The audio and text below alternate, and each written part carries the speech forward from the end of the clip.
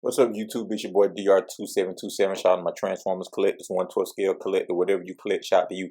And this month's video for January 22 is the Transformers Rundown. It's where we count down all the Transformers I bought in 2022. So first and foremost, Happy New Year to everybody. So with that being said, let's get started. We starting off with the worst figure I bought this year, and the dubious award goes to the Rescue Pioneer. Look, this is the first time I bought a KO, and I pulled the box to show that the box was dented, and like everything you think of a KO, this is what it came with. The box was dented. Thanks, Show Z. The figure, it's a KO of already figure that's not a good mold, so you know it's going to be worse than the original. It's just better painted. It smells like something from China or whatever. Like it just came out of a factory, even though I've had this figure in the box for like 6 months. Like, it's nothing really good about this figure other than they added some ratchets and put some paint on it. But it's a truly piss poor figure, and everything you fear about when you buy a KO. This the one. This is straw that broke the camel's back. This is the reason I did that. I would never buy x-transbots again. This figure represents all their figures. It's fragile. Their ambition is just more than their skill. Like, it's not MP, as you can see in the video here. It's painted well, and that's the only good thing I can say about it. But x-transbots just make a sucky figure. Their figures aren't up to the quality I want. Point blank, period. Hey, we all know the score with this guy. Well, he like a 10, 11-year-old figure. But this is my preferred Seeker of choice. I got him for my shelf of assholes. And I've always loved this Seeker mode the best. Like, I use this in my normal display for Seekers. Don't Seeker shame me. But I got this guy. He is what he is. He's timeless but dated at the same time. You know what I'm saying? So, like, I love the form, hate the function of him. So this is why he is where he is. He's just dated. He's just an old figure. But, I got him, so here he is.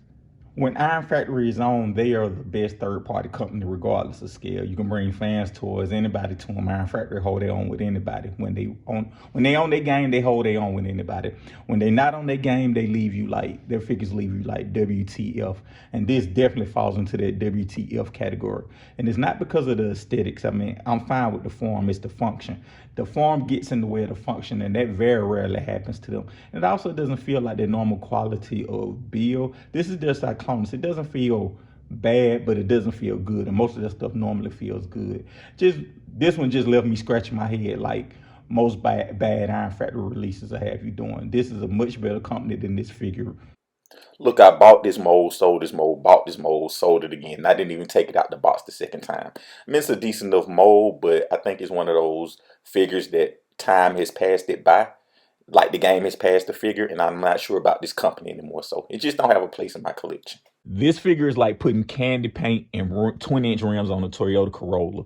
Yeah, you made it look better, and it probably looks cooler than they ever looked, but it's still a Toyota Corolla. This is oversized Venerables. They're oversized version of original Venerables. They're oversized version of a Sentinel Prime, the Chug Sentinel Prime, and this thing is still a Chug at its heart. Even though they added paint, die cast, and ratchets, it's still a Chug figure at its heart, and it doesn't have that MP elegance, that thing that makes an MP stand out, especially in that movieverse stuff where that stuff is so fantastic. This figure is lacking, and just compared to all the other figures I bought.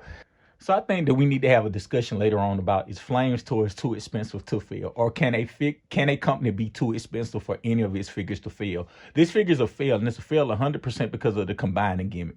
Like, you can tell they've never done combining transforming figures before, and they've only done action figures. Like, this figure, it breaks apart when you handle it. That's why I don't have all the accessories and the accoutrements on, because it's flimsy because of the combining gimmick. Like, they should have enlisted like a fans toys or any or even to cars, since they're officially licensed product, to kind of help them, because they needed buttons, ratchets, flaps and straps to secure this stuff. It just isn't secure, and it affects it in the combined mode, and it affects it by itself. And this is a very big fail for Flames toys. I still love Flames toys, but this is a very big fail for a company. It has its pros. It's painted beautifully. It looks wicked. It can't fail this big for that gimmick. So this is Metal Deformation, the KO Starscream, and we just looked at a KO a couple of figures ago, and this is a KO done right. And if you notice in the previous one, I said that was a Toyota Camry, a Corolla that had rims and candy paint put on it. This is a Lexus that has rims and candy paint put on it. They started with a better mold. They did what a KO is supposed to do. They improved it in some ways, improved the paint, improved the die cast. They improved its faults some ways. They still didn't give it a waist swivel, but they improved it. And I think that this is as good as a KO can be, but it's still a KO, so it's only so good. Up next is Planet X's Mars, their version of Starscream, and this is kind of that Mendoza line if you're familiar with baseball. Like this, well, to be fair, number 17 to that KO Starscream. From that line, everything up or going down, up to number 1, I would consider a good figure. Everything else, I would not consider a good figure, but this is Planet X is known for doing what they do. They stick in the lane that is theirs, and much respect to them for that. This is a good figure, albeit not a great figure, a good solid figure, but Planet X is known for making good figures, not great figures. If you know how important this character is in the IDW universe and how important he is to Transformers in general. Like, I never thought we would get a representation of this character, and I'm glad we did. MMC's reformatted their Mentos, their version of wrong. And I have my problems with the reformatted line in general. I think it's in general overrated. But this is a decent toy. It's a borderline good toy. They gave you pretty much everything. They could throw it wrong, and it's in that reformatted format, so I can't expect too much more. It's a solid figure of a great character and a needed character. I have the gray version of this figure, so it's kind of hard to be wild by the figure, but it's normal fans towards quality, fans towards materials, their build, their sculpt, everything fans toys does well is done well here. And it's a great figure. It's just I already have a version of this figure, so it's too hard to really be like, oh wow about it. But it's great, solid, another A effort from fans toys. And it's beautiful. I got this at TFCon, and it's painted beautifully. It's sculpted beautifully. I think many masterpieces are stretched for legend scales, but I think that at least deco-wise, this is the closest I've seen a legend scale get the masterpiece. It's gorgeous, just doesn't fit my collection, but it's a good figure. Up next at number 12 is Unique Toys Pure Kill. I bought this figure like 4 or 5 times. I'm always going to have this figure in my collection.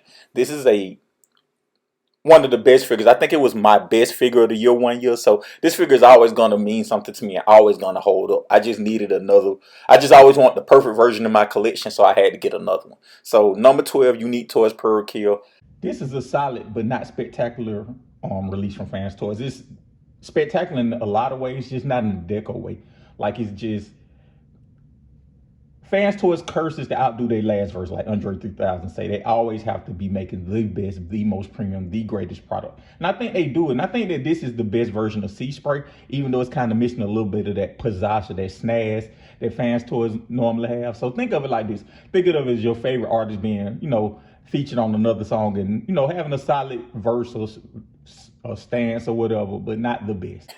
We're entering the top 10, and the 10th best figure I bought in 2021 was Toy World's Knight Orion. It was a good figure, painted beautifully, sculpted beautifully in robot mode. The alt mode was kind of wonky, but it wasn't better than Unique Toys Challenger, so I sold it. That's why you're seeing a screenshot of it. But it was a really well done figure, just wasn't better than Unique Toys.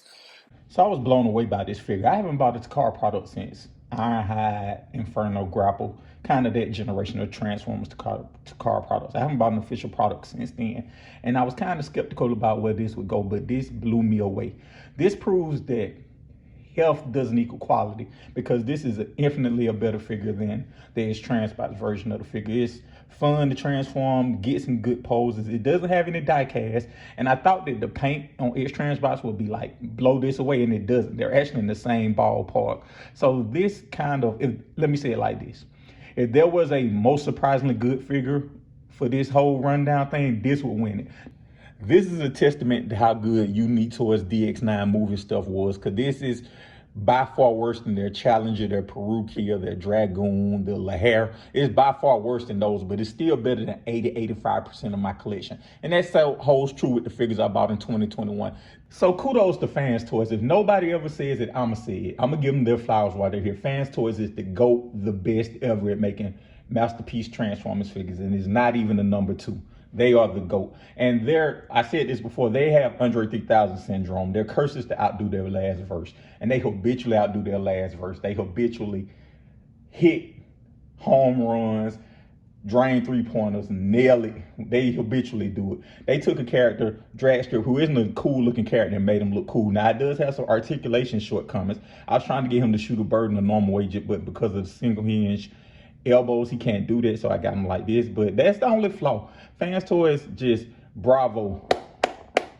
And not just for this figure, but as a company, you guys always hit on. So much love. I'm gonna give you your flowers while you're here. Fans Toys is the GOAT, and this figure is a representation. Up next is Make Toys Despertron, their version of Megatron. And in my opinion, this is the best MP Megatron on the market. I've had the pleasure of having every Megatron, and I think that this holds up the best over time. And I'm going to do a quick ranking. I think this is the best. I think DX9 version is the next best. I think x-transbots is third, and I think Takara's is the worst. It's the best built, but looks the worst. This is the overall best combination of engineering, sculpt, articulation, paint, and build quality. So if you're in this game, you know how it feels when you open if you're in this game, this high-end MP collecting kind of game with the Flames Toys, Fans Toys, 3-0, whatever. If you're in this game, you know how it feels when you open up a truly great piece. It's like, you hear the birds chirping, the music playing, and you feel good to be a collector. Well, this is one of those figures that made me glad to be a collector in 2021. We're entering that creme de la creme space, and this is Flames Toys Megatron, and it's a beautiful figure, but it doesn't transform. It's highly articulated, but it doesn't transform. So I don't really know the correct way to kind of rank these, but this feels kind of right to me. And plus, it was a gift from my wife, so shout out to her for knowing me and knowing what I love. But this figure is absolutely gorgeous. It's stunning. It's highly articulated. It has great presence. It just doesn't transform. And number 3 is Robot Paradse Acoustic Wave. And this is basically a reflection of how great Takara Soundwave was, because this isn't, we did a video now, and you should be coming up now, where we did a Transformers toe-to-toe. My buddies ranked it and said that they like Takara better than they like this. But I think that this beats Takara in 2 ways: materials and health, the actual heaviness of it.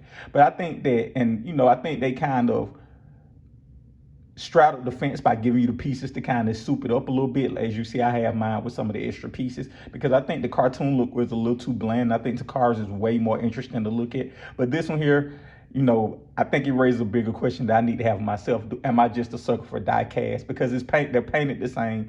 The only difference is the materials and the die cast. And maybe I'm a sucker for materials and diecast, and just a sucker for this company. But this is the 3rd best Transformer I bought this year. I mean, you know what you're getting with these company, or whatever form this company takes. It's going to be quality, and this is no different. So we already said about Iron Factory, when they're on, nobody can mess with them. And when they're off, their figures leave you like, what the F? This is a clear case of when they're on, and nobody's messing with them when they're on. And this figure is amazing. The articulation, the sculpt. If you follow the IDW companies, you know Magnus, you know who this is, and it knocks it out the park. The accessories, you see, you got the double guns, if you know IDW, the deep deco, the translucence, the paint, the articulation, just top flight stuff in legend scale. Nobody's messing with Iron Factory when they're on their game. And this is Iron Factory on their game. And the best toy I bought in 2021 is Kang Toys Firmament, their version of Dive Bomb. And I wanted to kind of show it fully with his wings on and everything and all his glory, because I'm gonna take it off. I'm gonna take the wings off to kind of do a deep dive into why it's my figure of the year, or the best thing I bought in 2021. But I just wanted to give you a preview or a quick look at it with his wings on in all his glory, because I don't think it's fair to talk about why this is toy of the year while it's fully decorated. So let me stop this. I'm gonna do a jump cut, and then we'll talk more about it. So yeah, this thing has the presence of a Flames Toys, of a Fans Toys. It has the paint and the deco of a Flames Toys or a Fans Toys. It has the build of a Flames Toys, of a Fans Toys. It does 80% of what Flames Toys does from an articulation standpoint, and does more than Fans Toys from an articulation standpoint. So yeah, it's no doubt in my mind this was the best figure I bought in 2021. If you follow me on IG, I said that this figure was so good that I didn't care about the rest of the set, and I do care about the rest of the set, but I mean it from the standpoint that this figure is a beautiful standalone piece. And I know it, and that's his biggest fault, is that it's supposed to be a piece to a bigger puzzle, and that's the combine mode, and we don't know what's going on with the combine mode. But take out the combine mode away. This figure is gorgeous, it's spectacular, it's everything I want in a figure, and I think that you want a figure. If you love cool bots, get it. If you love great display pieces, get it. Like, this figure is top notch in so many ways, from the presentation, from the packaging, from the final product. Like, you know, it's not perfect. I'm not gonna sit here and say it's perfect, and it is some of the things, the transformation can be a little better, but like from a, you know, what they set out to do, they hit a home run in terms of what appeals to me with it. So, you know, that's my final figure, came towards Firmament, that dive bomb. That's the best figure I bought in 2021. And I want to say thank you guys for just following the whole video, following me all 2021, whether you liked it or anytime, any video you like, comment, subscribe, whatever, anything you did, I appreciate it. And I think that this year, if I had to give a grade to collecting, I think it was a B plus for me personally. I think for collectors in general, it was like a C minus, because I don't think we got everything we wanted, and especially with Fans Toys not delivering on their combiners.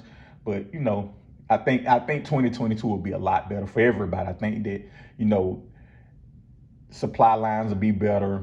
I'm not saying price is going to be better, but I think everything is going to be better. And so if I were to sum it up, this is the best figure I bought. That Ratchet was the worst figure I bought. The most surprisingly disappointing is Flames Toys Victory Leo. The most surprisingly good is Takara Skids. And I never would have thought that would be the case, you know what I'm saying? So I'm looking forward to 2022 and all the figures that come with it then. And we'll just make sure you're following me, or, you know, subscribe to me, because I do videos once a month on topic-based videos. So, you know, let me know your thoughts in the comments, and I hope 2022 is your best year ever from a collecting and a non-collecting standpoint.